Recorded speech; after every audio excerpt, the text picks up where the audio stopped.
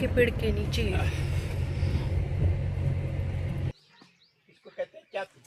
नमस्कार, एक बार फिर से स्वागत है आपका नीलम बौद्ध ब्लॉग्स और NB न्यूज़ 24x7 चैनल में। और साथ ही आज मैं जम्मू कश्मीर के चक बखीरिया, पता नहीं मुझे कौन सा नाम है, कुछ ऐसा ही नाम है। तो अभी हम यहाँ पर पहुँचे हैं और बाऊजी हैं। और बाऊजी के बारे में बता दूँ, बाऊजी बड़े क्रांतिकारी व्यक्ति हैं और साहब मान्यवर कांशी राम जी के साथ में इन्होंने काम किया है, वामसेफ के लिए काफ़ी काम किया है और बहुत ही खुले तौर पर एक तरह से आलोचना करते हैं। और आलोचना करना अच्छी बात है क्योंकि आलोचना सुधार के लिए की जाती है। और कल हमें जम्मू में मिले थे दशमेश नगर में, तो बाऊजी ने कहा कि हमारे वहाँ पर भी आइएगा, कुछ लोगों से मीटिंग कराएंगे।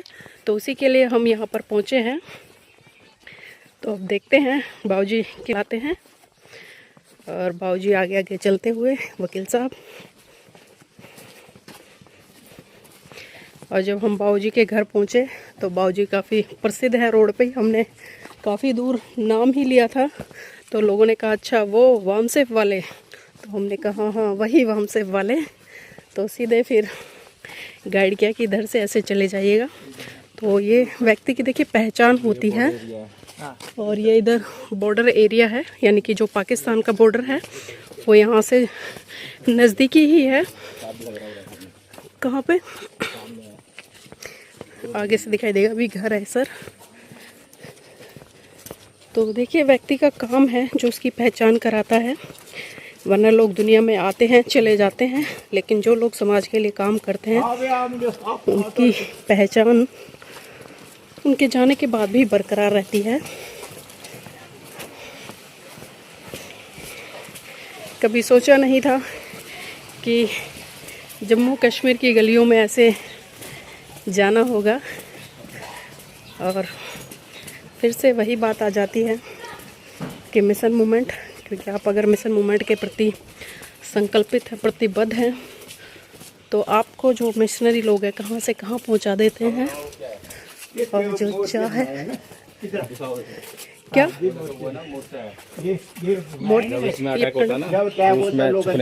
एक मिनट हाँ क्या है बाबूजी आगे? मोर्चा ये क्या होता है? डिफेंस के लिए बनाया है ना, जब दुश्मन का फायर होगा लोग इसी में चले जाते हैं। अच्छा, इसके अंदर छुप जाते हैं सेफ्टी के लिए। इसमें बहुत है, हम दिखाते हैं आपको। तो देखिए ऐसे मोर्चे आपने फिल्मों में देखे होंगे अक्सर, टीवी के माध्यम से।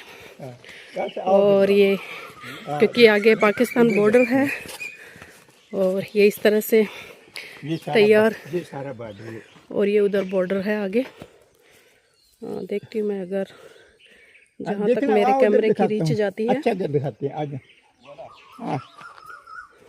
ये सारा बॉर्डर है जो नीचे को चले जाएगा। ये आखिरी गांव है हमारे प्रदेश का, बॉर्डर का, भारत का आखिरी गांव।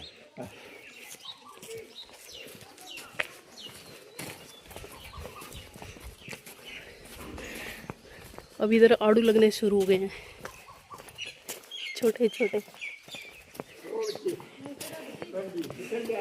जय भीम, नमो बुद्धाय जी। जय भीम।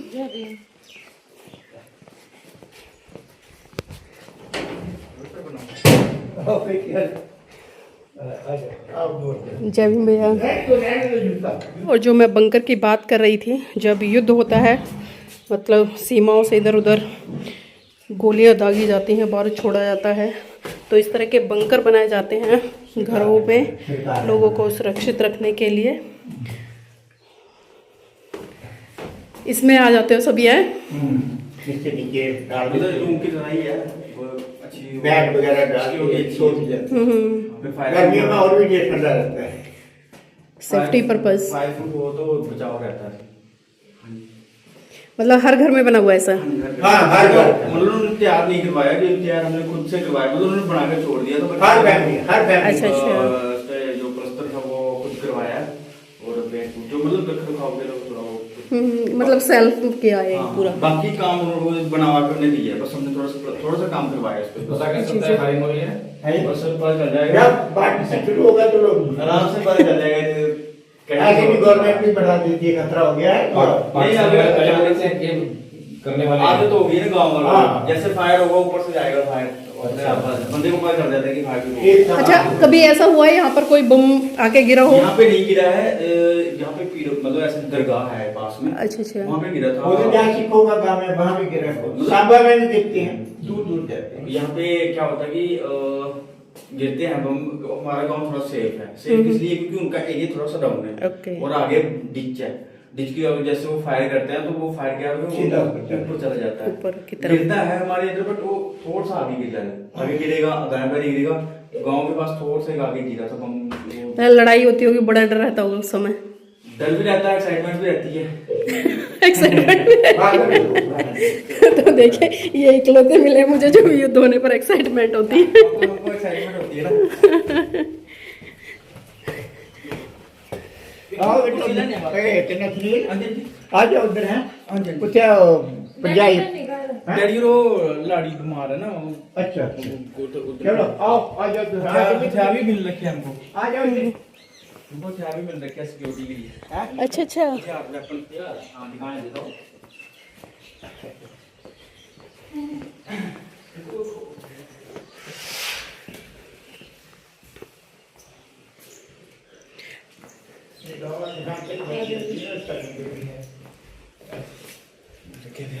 अरे वाह, ये मतलब इसमें सामान भी रखा है।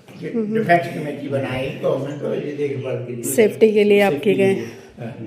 तो इसके लिए लाइसेंस वगैरह इशू भी करते होंगे वो? चलाते हैं, फायर करते हैं। रात को जीते हैं, रात को ड्यूटी लगती है रात को हमारी। ड्यूटी एम्बुश ड्यूटी हो गया और फौज के साथ मतलब पूरा मिलके। अच्छा, ड्यूटी किस तरह से लगाते हैं यहाँ पर? यहाँ पे एम्बुश होता है। एम्बुश के लिए एम्बुश लगा दी, नाका ड्यूटी हो गया। और चेकिंग की, जैसे कोई नाका ड्यूटी गाड़ियों की चेकिंग के लिए कहीं अगर मूवमेंट है तो वहाँ पे फिर हम आगे जाते हैं। वहाँ पे फोर्स के साथ, आर्मी हो गया, बीएसएफ हो गया, पुलिस के साथ जाते हैं वहाँ पे। और मतलब कि और भी इंटेलिजेंस का काम भी करते हैं। अगर कोई इंफॉर्मेशन कोई। अच्छा, ये फायरिंग के लिए वो मतलब ट्रेनिंग देते हैं प्रॉपर? हाँ, हमने फायर 10-11 बार फायर कर रखा है इससे। अच्छा। अच्छा खासा फायर कर लेते हैं। हाँ जी। तो इसके साथ लाइसेंस भी इशू करते हैं? लाइसेंस नहीं है हमारे को लाइसेंस इशू नहीं होता। ये अच्छा, लाइसेंस इशू नहीं होता है? सिविल वाला नहीं, ये आर्मी वाला है। अच्छा अच्छा। सिविल वाला नहीं है। तो इसके लिए लाइसेंस की जरूरत नहीं पड़ती? नहीं, वो चाहिए अपना लेना हो तो। ओके। ये सरकारी राइफल देते हैं, जब चाहे उनको ले भी देते हैं। मतलब उसमें होता है मतलब कि गांव में अगर जैसे कोई लड़ाई के माहौल में, जैसे इजराइल में हुआ था कि फिर उसमें गाजा से मिलिटेंटों ने हमला करा था बॉर्डर एरिया को टारगेट करके। तो सिविल जो लोग थे उनको, मतलब बच्चे बूढ़े और जितने जो भी मिला उनको नुकसान पहुंचाया। तो उसको देखते हुए फिर उन्होंने हमारे बॉर्डर एरिया के जो गांव है, पीछे भी है बट बॉर्डर एरिया गाँव को प्रेफरेंस दी है कि अगर उस क्रॉसिंग हो या किसी भी तरीके की कोई आर्म्ड थ्रेट कोई हमारे गांव में आता है तो उसको न्यूट्रलाइज करने के लिए और अपने गांव के लोगों की सेफ्टी के लिए तो हमको ये हथियार दिए गए हैं। और दूसरा नंबर की, अगर फोर्स के साथ भी हम साथ कंधे से कंधा मिला के काम करते हैं तो कहीं अपना सर्च ऑपरेशन हो जाए और एम्बुश हो जाए और नाका ड्यूटी कहीं भी वो बुलाता है तो हम जाते हैं।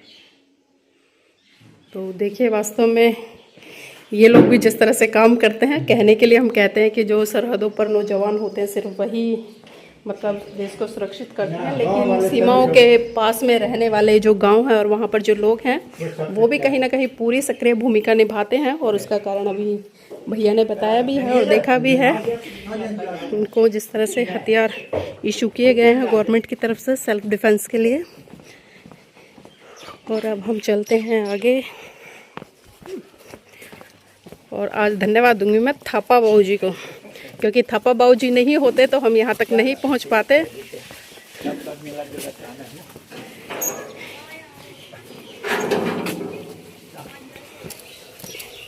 ये देखिए गांव का जीवन, ठंडा ठंडा पानी।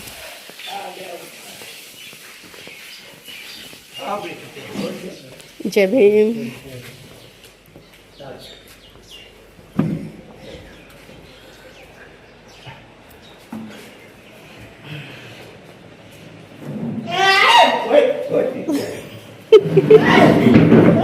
डरा दिया? हाँ,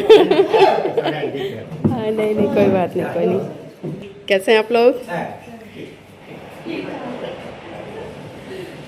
ठीक ठाक ही होने चाहिए।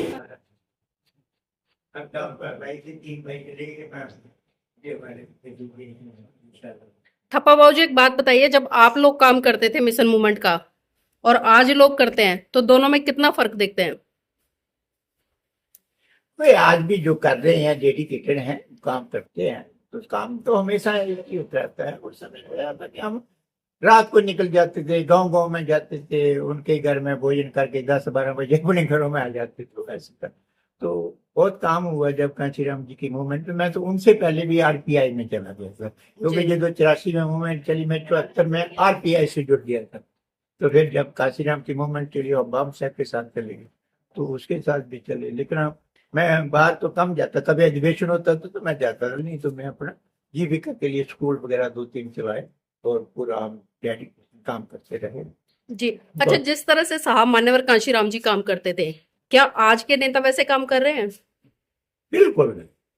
आज का तो आज का तो कोई नेता काम कर रहा है। हमने उन सभी का वो आलोचना की है ना, अगर वो काम करते तो हम आलोचना क्यों करते? ठीक है ना। हमने मायावती के बारे में कहा, बामणी मिश्र के बारे में कहा, हरिजेंद्र गौतम के बारे में कहा कि बाबा साहब का नाम लेने से तो मिशन नहीं चलेगा ना। हमको जिंदगी भर वो डेडिकेशन करना, हो सकता है हमारी जिंदगी में भी ना हो, कई जिंदगियां लगानी पड़ी है हमको तो चेंज करने के लिए, व्यवस्था परिवर्तन जो बाबा साहब ने कहा, तो उसके लिए जिंदगी लगेगी ना। तो जैसे आरएसएस ने 100 साल में जाके अपनी सत्ता बना ली, हो गया इस तरह हमको भी डेडिकेशन काम करना होगा। बाबा साहब ने मिशन को आगे बढ़ाना, उनका मिशन पहले जानना होगा, मिशन क्या है, क्या किया उन्होंने, क्या चाहते थे वो करने के लिए। तो जो उन्होंने कम्युनल अवार्ड लिया, वो उन्होंने कहा था मैं अपनी जिंदगी में पूरा नहीं कर पाया, मैं आने वाली जनरेशन, जो उन्होंने कहा था कि किश्ती जो है, किश्ती क्या थी, वही जो मैंने 2 काम लिए थे, एक बुद्ध धर्म का और एक दूसरा था कमल अवार्ड, मैं पूरा नहीं कर पाया। मैं आने वाली जनरेशन से उम्मीद करता हूँ कि वो कमल अवार्ड देंगे। तो कमल अवार्ड एक ऐसा डॉक्यूमेंट था कि वो हमारी सीटें तो कम होती, लेकिन जो होती वो हमारी इंडिपेंडेंट होती। हम कभी भी किसी पार्टी को सपोर्ट कर सकते थे, कभी भी किसी पार्टी से सपोर्ट वापस ले सकते थे, हम गवर्नमेंट बना सकते थे, हम गवर्नमेंट गिरा सकते थे, इतनी ताकत होती। और फिर अपने ही लोगों का हम काम करते, हमें किसी को का डर नहीं। लेकिन आज का जो कैंडिडेट है, उसको सवर्ण लोगों से भी डर होता है, पहले उनके बाद डरता है, फिर वो अपने लोगों के बारे में बोल नहीं पाता है। उस समय अब तक कमल बार में होता है कि हाँ, अपने वोटों से ही अपना जो आदमी बनता, तो वो पूरी बात अपने लोगों की करते। ये उसे डर नहीं होता कि मुझे सवर्णों का वोट नहीं। और दूसरा सवर्णों को भी जो होता, उसका भी डबल वोट हमारा होता। वो भी ये सोचता कि अगर मैं इनके काम नहीं करूंगा तो हमारे 2 नुमाइंदे काम करेंगे। तो जो कम्युनल बात बाबा साहब ने कहा था, उस समय मैं नहीं ले पाया। तो आने वाली जनरेशन नाव को मैं जहाँ छोड़ के जाऊँ, अगर आप आगे नहीं बढ़ा सके तो यहीं रहने देना। जी। तो हमारा तो काम था कि बाबा साहब की नाव को हम भी ले जाते और उसके बारे में कम्युनल अवार्ड ज्यादा जोर से आवाज उठाते। अगर वो कम्युनल अवार्ड बन जाता तो हम पूरी तरह से आजाद हो जाती, आप किसी के मांगने के लिए तो नहीं होते। हम क्या करें कि ऐसा हुआ। लेकिन ठीक है, जो काम बाबा साहब की बहुत सी मूवमेंट चली, 10-15 चला, रिपब्लिकन पार्टी चली, बाम साहब चला, बीएसपी चली, लेकिन वो सारे रास्ते में खत्म हो गए। तो मूवमेंट खत्म नहीं, लेकिन हम कहते हैं कि बाबा साहब का मिशन अभी भी जिंदा है, चलेगा और वो अपने पाया तक मील तक पहुंच जाएगा।